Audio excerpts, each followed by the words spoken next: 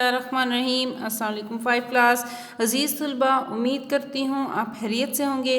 اللہ تعالی ہم سب کو اپنے حفظ و امان میں رکھے۔ عزیز طلباء، آج ہمارا نظم محنت کی برکتیں کا آخری لیکچر ہے۔ اس میں ہم اشعار کی تشریح کریں گے۔ نظم ہمارے پاس ہے محنت کی برکتیں۔ شاعر کا نام جون سا ہے ہمارا ہے مولانا الطاف حسین حالی۔ اس سے پہلے ہم نے اس نظم کی پڑھائی، کتاب کا کام، املا کے الفاظ معنی الفاظ جملے بھی کیے ہیں۔ آج آپ کے لرننگ نوٹ سے ان اشعار کی تشریح کی پڑھائی کرتے ہیں۔ جی، شعر نمبر 1 ہمارے پاس موجود ہے۔ نہیں کرتے کھیتی میں جو جاں فشانی، نہ ہل جوتتے ہیں نہ دیتے ہیں پانی، یہ جب یاس کرتی ہے دل پر گرانی، تو کہتے ہیں حق کی ہے نامہربانی۔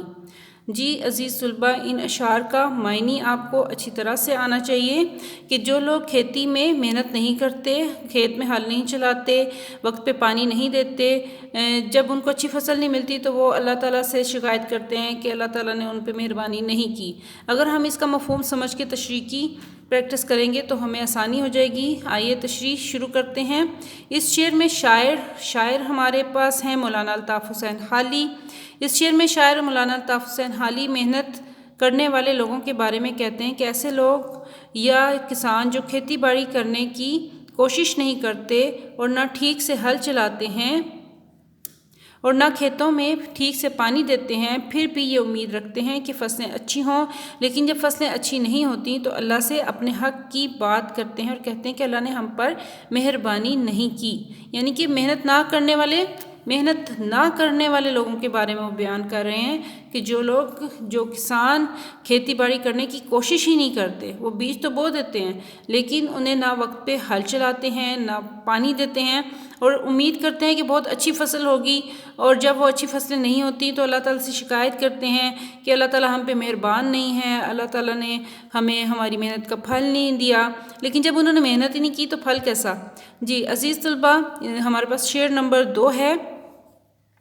کبھی کہتے ہیں زہر ہے مال و دولت، اٹھاتے ہیں جس کے لیے رنج و محنت، اسی سے گناہوں کی ہوتی ہے رغبت، اسی سے دماغوں میں آتی ہے نخوت، یہی حق سے کرتی ہے بندوں کو غافل، ہوئے ہیں عذاب اس سے قوموں پہ نازل۔